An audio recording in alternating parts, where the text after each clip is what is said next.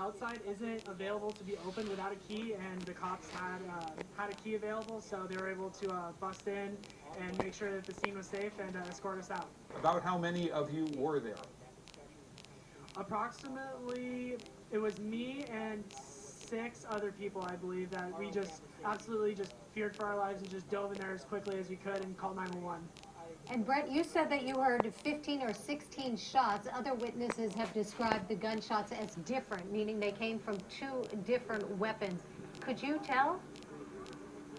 Well, yeah, from what I've been talking to my classmates and talking to different people, witnesses and stuff, from what I heard while I was in the library, they sounded really similar to shotgun shells, like either a 12 or a 20 gauge, and it's just really unfortunate. I heard about 10, 15, 20 shots within the library alone, but I know that it was just not in the library. I heard that there was a shooting on Pearl Street, and it was just a continual, like a whole minute event, so it's really unfortunate. And Brett, it was your impression that this was a gunman shooting and not police officers shooting at the gun.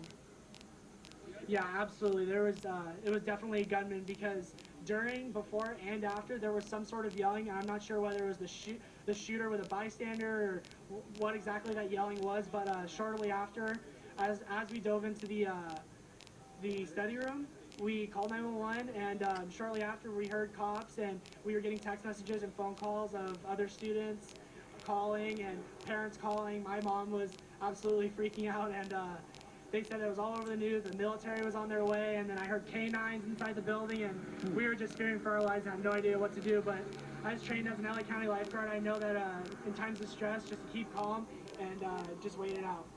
It's fascinating to us, Sandra and I are looking at each other, Mr. Holzhauer, that you had the presence of mind, you collected your belongings and got inside with your friends. The door was locked, so that wasn't an issue right there. And then your mom called you, or you called her? Well, the first text I believe I received was from my grandpa, and he said, "Oh, are you okay?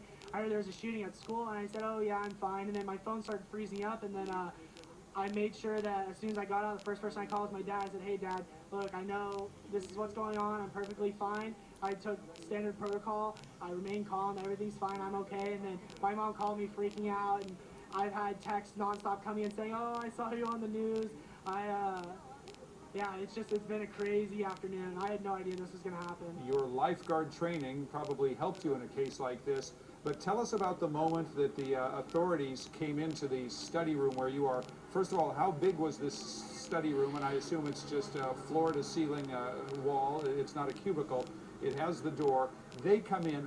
What did you think when they first came in? What was your first thought when you saw that door opening? Well, I actually had I made sure that I had told everyone inside to absolutely be quiet just in case the shooter was still inside and he heard that we were in there. So I said, everyone, just please be quiet. Let's just stay calm. No freaking out. Just make sure, try and text and call everyone and tell them that you're okay, that we're fine. And as they were walking by, I could hear them talking in their walkie-talkie. So I said, okay, these are definitely policemen. Everyone, like, be prepared. I knew I was mentally prepared. They barged in the door with their .50 caliber guns. And everyone, put your hands up, put your hands up. And I just remained calm, put my hands up, and just followed their directions. And some people in the room started crying, and I just said, everyone just remain calm. They're going to get us out of here safely. And I really think being an LA County lifeguard helped me out in this situation to remain calm and just follow standard protocol and get out of there effectively. Brett, I have to tell you, I'm so impressed, certainly happy that you and everyone else who was inside that study room is okay. What did you see when you finally were let out of that room? Did you see anybody who was wounded? What I saw when I exited the library was unbelievable. So as the police officers told us, get on your hands and knees and crawl your way out of the library. We crawled for about 100 feet, and the first thing I see is in the entryway of the library was shattered glass everywhere and hundreds of rounds of ammunition. And I was absolutely shocked, and the girls were freaking out. And I said, I just phased it all out and just remained calm. And as I was walking out, through the shattered glass and the cops were escorting us out, I see blood trailed all the way down the steps of the SMC library. And again, I just phased it out and said, I need to get off this campus. I need to get to a safe place. And the last thing I saw as I was exiting on Pearl Street was a dead body. And I know there's been speculations of who it was, but it was, I don't know if it was a man or a woman, but they were dressed in black and they were definitely deceased. So. One of the things that you have said, and you are correct, we have yet to confirm whether or not there has been a fatality associated with all of this, but it certainly is sounding as though that may have been the case. It does seem as though you know your weaponry, and you've talked about a shotgun blast, and you also said hundreds and hundreds of shells. Now, we've heard 8 to 9 gunfire sounds. This is the first time we've heard a count that high. You really did see a lot of shells, did you? Oh, absolutely. I saw huge clips filled with all types of different ammunition. They were just all spread out. What it looked like to me was the gunman in the lobby of the library just absolutely just dropped all of his stuff, and who knows what happened from there, because I was locked away with my classmates inside that study room. We were just trying to all be quiet and remain calm. Earlier you referenced hearing shotgun noises. You talked about a 20 or 12 gauge shotgun, and you're also talking about clips. Let's talk just for a second about the difference between rifles and shotguns. The bullet casings you saw, were they shotgun shells or rifle cartridges? From what I saw on the floor of the library was all different types. I saw shells, I saw clips. So what I'm assuming is that they not only use shotgun shells in the whole process of this but also they use a type of rifle or semi-automatic or something like that. So the type of gun that I heard was absolutely a shotgun, but as for what was used throughout the whole process isn't very clear to me, but I definitely did see rounds for various different firearms. Well, Brett Holzhauer, we certainly appreciate your first-hand account. A couple more questions, if you can stay with us for just 1 second. Sandra, the one thing I'm thinking is Mr. Holzhauer has described hearing shotgun rounds being fired, and we have seen that CHP officer with the shotgun headed into the area. So was this perhaps gunfire from authorities? Yes, we just don't know, and of course, some of those questions will be answered as this investigation continues. Brett, I'm just wondering, did the officers say anything to you to try and calm you down? Did they say that they had the gunman or anything like that? No, not at all.